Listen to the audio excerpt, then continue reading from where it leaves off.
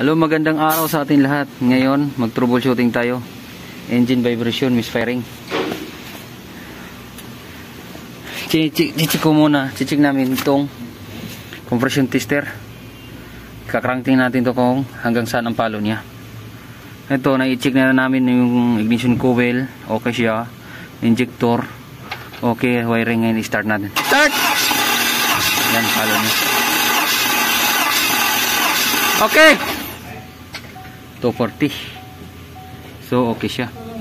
Ngayon ililipat ko dito number 2, number 4. Yan, okay siya. Number 4, tingnan natin. Titingnan natin ang cylinder number 4. Check natin kung may compress. Ito rin ang suspect ko na walang compression. Okay, i-start natin. Jaber, start! Wala. So, loose compression siya. Okay. Titingnan natin, bubuksan natin ang head.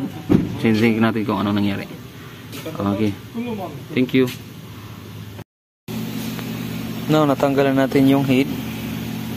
Ito yung sistema sa number 4. Putol yung spring. Kaya nga loose compression siya. Mamalag-palag.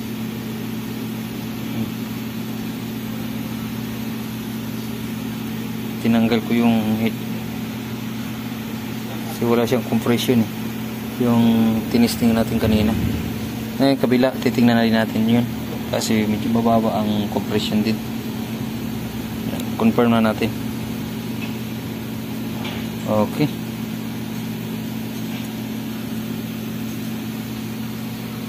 success.